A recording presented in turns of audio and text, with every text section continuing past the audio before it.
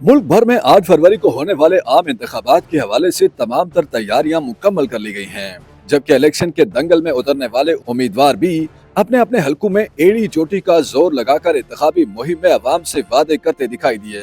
बलूचिस्तान में हालिया दहशतगर्दी की वजह से इंतखाबी सरगर्मियां मुतासिर तो हुई हैं, लेकिन इसके बावजूद इलेक्शन की गहमा गहमी अरूज पर रही। सूबे के मुख्तलिफ अजला में नजरियाती, कौम परस्त और मजहबी जमातों के उम्मीदवार और कायदीन जलसों, जुलूसों और कॉर्नर मीटिंग्स में अवाम को अपनी जानिब माइल करने में मसरूफ हैं। ताहम इस बार के इंतखाबात में दिलचस्प बात यह है कि मरकज की बड़ी सियासी जमात पाकिस्तान पीपल्स पार्टी की सियासत का महवर इस बार बलूचिस्तान नजर आता है। पाकिस्तान पीपल्स पार्टी की मरकजी क़यादत की जानिब से बलूचिस्तान के दूर अफ्तादा अजला में बड़े बड़े जलसे किए गए। इन अजला में खुजदार, हब, डेरा बगटी और नसीराबाद शामिल हैं, जहाँ बिलावल भुट्टो जरदारी और आसिफ अली जरदारी ने खिताब किया और सूबे की अवाम के मसाइल को हल करने की बात की गई।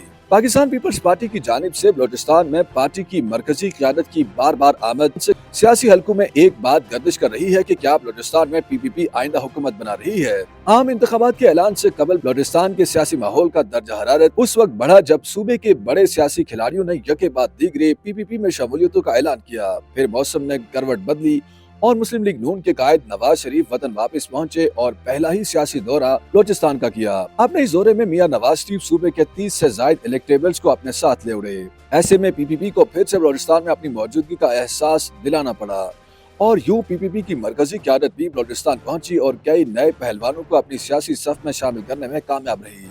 आम इंतखाबात के ऐलान के साथ ही सियासी जमातों ने अपने अपने मजबूत उम्मीदवारों को मैदान में उतारा, लेकिन PPP ने इंतखाबात के लिए एक बार फिर इलेक्टेबल्स को टिकट देना मुनासिब समझा।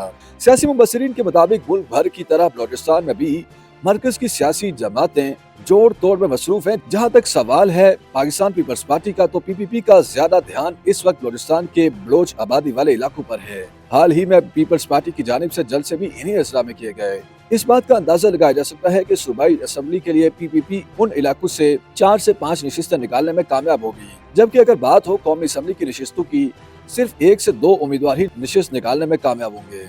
ऐसी सूरत में पाकिस्तान पीपल्स पार्टी के लिए सूबे में हुकूमत बनाना बेहद मुश्किल हो जाएगा। ताहम इस बात में कोई दो राय नहीं कि मरकज की तीनों बड़ी सियासी जमातें जमीयत उलमा इस्लाम फे, मुस्लिम लीग नून और पाकिस्तान पीपल्स पार्टी कौम परस्त सियासी जमातों के साथ मिलकर सूबे में एक मखलूत हुकूमत बनाने में कामयाब होंगी। चंद सियासी माहिरीन का यह भी मौक़िफ़ है कि पीपल्स पार्टी सूबे में 7 से 8 जबकि कौमी असम्बली पर 2 से 3 नशिस्तें निकालने में कामयाब होगी और सूबे में मखलूत हुकूमत का क़याम अमल में आएगा, लेकिन वज़ीर आला पाकिस्तान पीपल्स पार्टी से ही होगा।